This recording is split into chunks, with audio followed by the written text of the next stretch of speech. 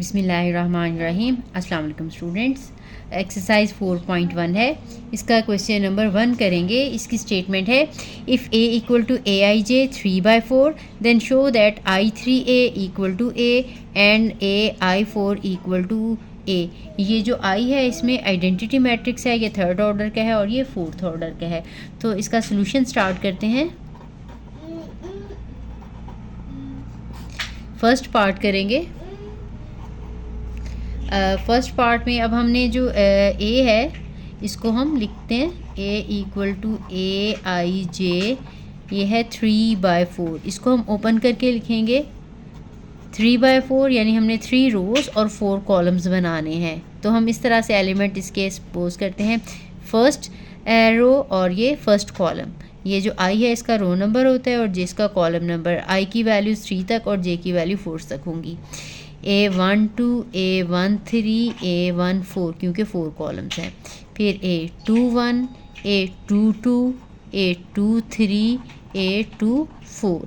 ठीक है, अब थर्ड रो बनेगी तो A31 ये कॉलम है, A थर्ड रो पहला दूसरा column, A33 third row third column और ये थर्ड रो और फोर्थ कॉलम। ये हमारे पास A आ गया है। अब हमने प्रूफ करना है कि आइडेंटिटी मैट्रिक्स को अगर A के साथ मल्टीप्लाई करें तो यही A आ जाता है। नाउ लेफ्ट हैंड साइड हम ले रहे हैं फर्स्ट पार्ट की, which is equal to I3 into A। तो ये आ जाएगा I3 आइडेंटिटी मैट्रिक्स है थर्ड ऑर्डर की, 1 0 0 0 1 0 0 0 1 और हमने मल्टीप्लाई करना है इसी मैट्रिक्स के साथ। ये A11, A12, A13, A14, A21, A22, A23, A24, फिर A31, A32, A33 और A34। ठीक, अब हम इन्हें मल्टीप्लाई करके लिखेंगे।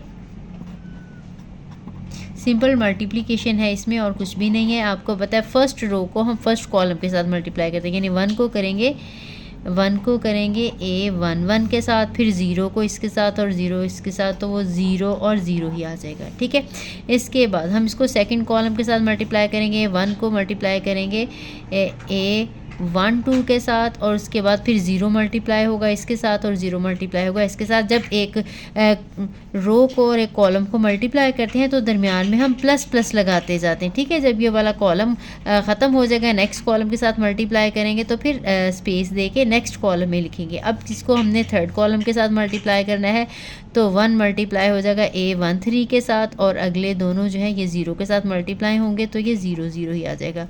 ठीक इसी तरह से ये 1 के साथ A14 आ जाएगा और 0 और प्लस 0 ही आ जाएगा। ठीक इसी तरह से अब हमने सेकंड रो को मल्टीप्लाई करना है इनके साथ। सेकंड रो को करेंगे तो ये 0 के साथ मल्टीप्लाई होगा, ये 1 के साथ मल्टीप्लाई होगा और ये 0 के साथ, तो ये 0 A यहाँ पे आ जाएगा 2 1 अगेन 0, क्योंकि ये इसी तरह से ये जो है ये 0 के साथ मल्टीप्लाई होगा, ये 1 के साथ और ये फिर 0 के साथ, तो ये 0 प्लस A32 प्लस 0 आ जाएगा। अगेन ये 0 प्लस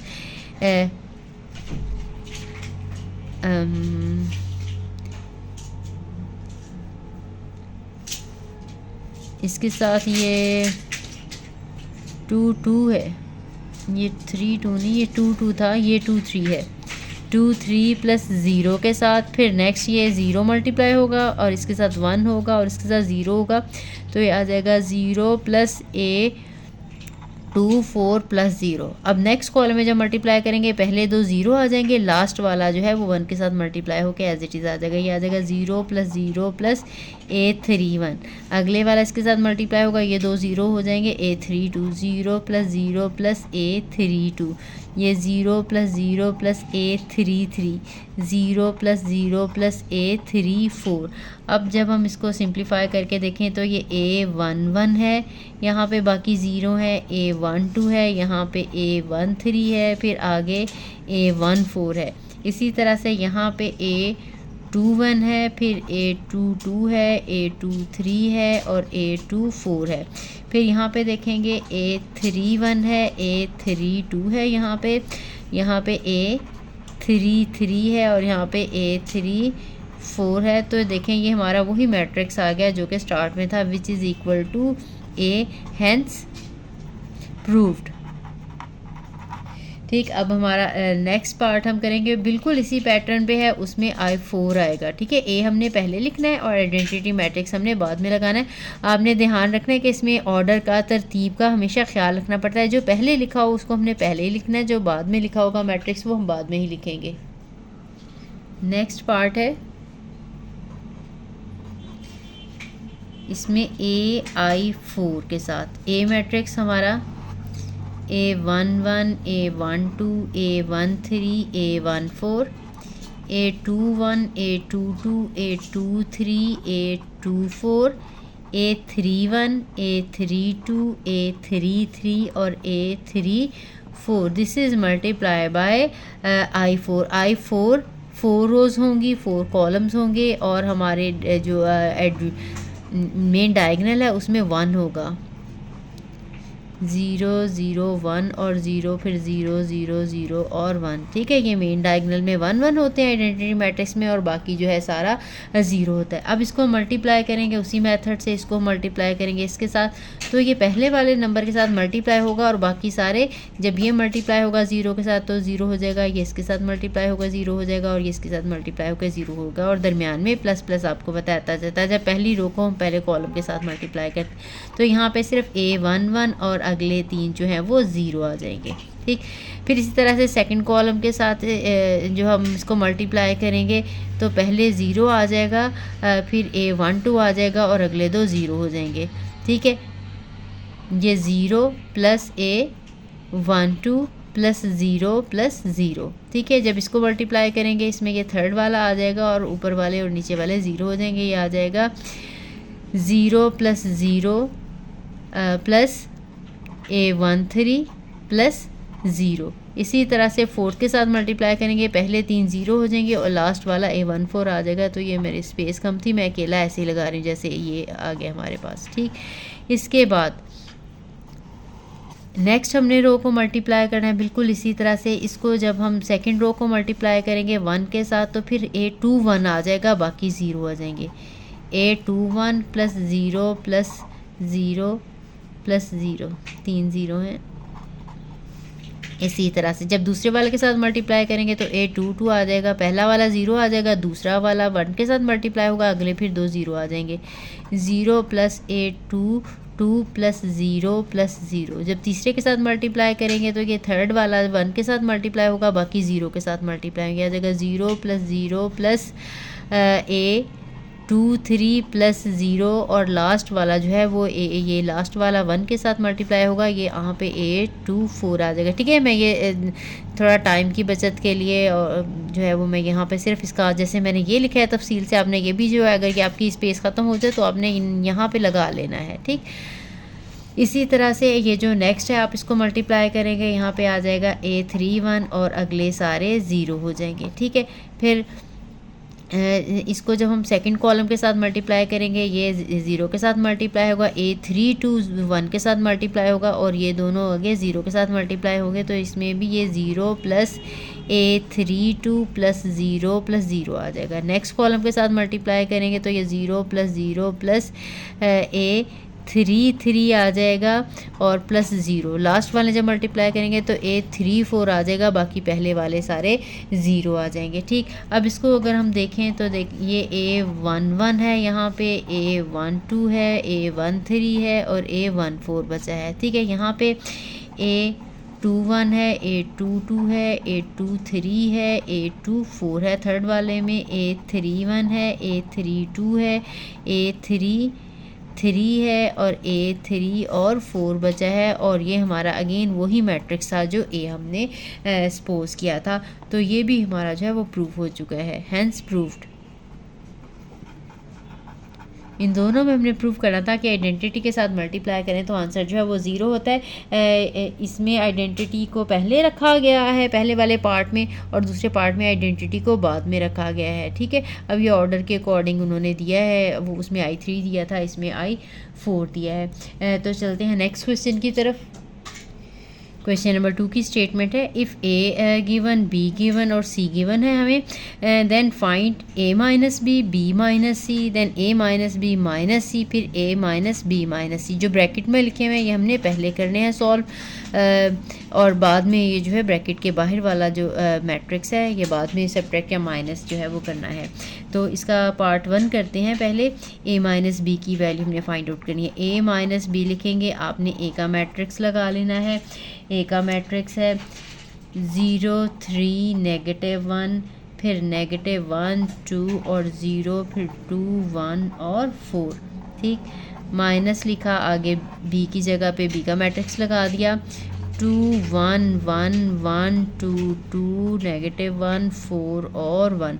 अब हमने माइनस करना हो तो हमेशा इनके कॉरस्पॉन्डिंग एलिमेंट्स को माइनस करते हैं, यानी कि जो फर्स्ट एलिमेंट है इसमें से पहला वाला 0 -2 करेंगे, फिर -1 और ये माइनस लगा के तो ये -1 हो जाएगा। ठीक है, इस नेगेटिव की वजह से अंदर वाले सिंबल चेंज हो जाएंगे, या एक स्टेप में दरमियान में माइनस लगा के ये एज इट इज़ लगा दीजिएगा। नेक्स्ट में आप इसको प्लस कर लें, डायरेक्टली भी करना है तो डायरेक्टली कर लें।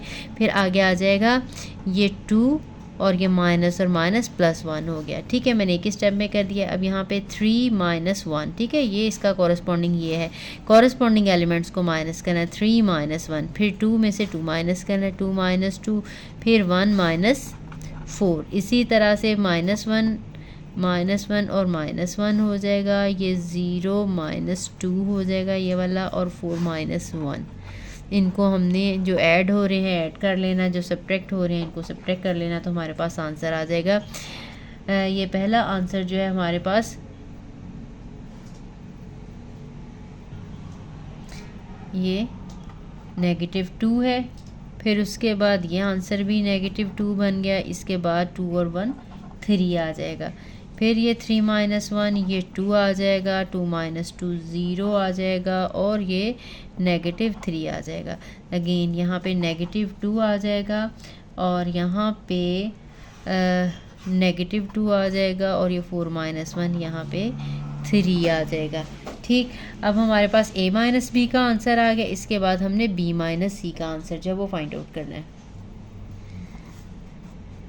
सेकेंड पार्ट है b माइनस सी लिखेंगे। पहले हम b और c का मैट्रिक्स लगा लेते हैं। b का मैट्रिक्स है 2 1 -1, फिर 1 2 2, फिर -1 4 और 1 था। ठीक, इसके बाद माइनस लगाएंगे, c का मैट्रिक्स लिखेंगे 1 -1 और 3, फिर 0 5 और 4 और -2 और 0 और -1। अब हमने इन दोनों को माइनस करना है, तो इनके भी कॉरस्पॉन्डिंग एलिमेंट्स को माइनस करेंगे। 2 -1 आ जाएगा, फिर आगे 1 -0 आ जाएगा, फिर -1 +2 आ जाएगा, फिर 1 +1 आ जाएगा, 2 -5 और फिर 4 -0। ठीक है, ये कॉरस्पॉन्डिंग एलिमेंट्स कहलाते हैं इनके।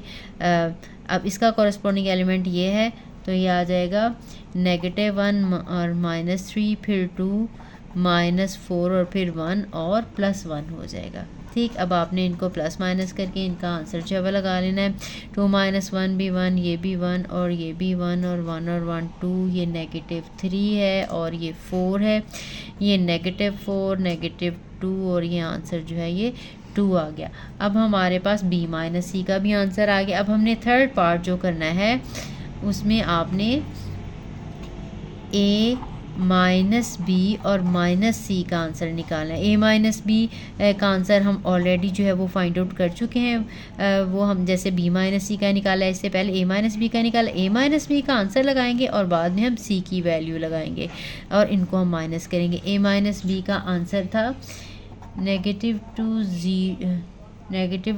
2 और 0 और ये -2 0 और -2, फिर 3 -3 और 3 माइनस करेंगे। सी का मैट्रिक्स जो है वो एज इट इज़ लिखेंगे 1 -1 और 3 और ये दिया हुआ था 0 5 और 4 और नेक्स्ट कॉलम था -2 ज़ीरो और -1, इनके भी कॉरस्पॉन्डिंग एलिमेंट्स को हमने सब्ट्रैक्ट कर लेना है, यानी -2 और साथ में -1, -2 -1 आ जाएगा, -2 और ये -0, -2 -0 और 3 + 2 हो जाएगा 3, ये माइनस इसकी वजह से 3 + 2। ठीक, इसी तरह से आपने बाकी भी सारे लगा लेने हैं। ये 2 + 1 हो जाएगा, 0 -5 आ जाएगा, -3 -0 आ जाएगा, 0 -3 और -2 -4 और 3 + 1, और इसके बाद हमने इनका आंसर लगा लेना है प्लस माइनस करके। ये -3 हो गया, ये -2 हो गया, ये 5 हो गया, ये 3 हो जाएगा, -5 हो जाएगा और ये -3। इसी तरह से यहाँ पे -3 आ जाएगा, -6 आ जाएगा और ये 4। यही हमारा रिक्वायर्ड आंसर है। जो इससे नेक्स्ट पार्ट है उसमें हमने a - b - c, b - c हमने ये जो फाइंड आउट किया है यही वाला उसमें हम लगा लेंगे, दोबारा से माइनस नहीं करेंगे। तो फोर्थ पार्ट है हमारा a - b - c। तो यहाँ पे हमने b - c की ये वैल्यू यूज़ करनी है और ए का मैट्रिक्स जो है वो एज इट इज़ हमने लगा देना है। तो ये हम लगाएंगे यहाँ पे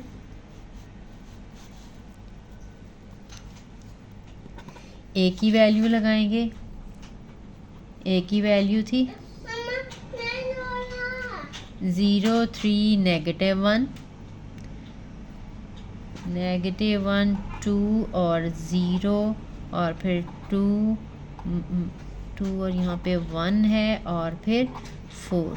ठीक, फिर माइनस लगाएंगे b - c की, अभी हमने जो पहले वैल्यू निकाली है वही लगा देंगे जो थी 1 2 -4 1 -3 -2 1 4 और 2।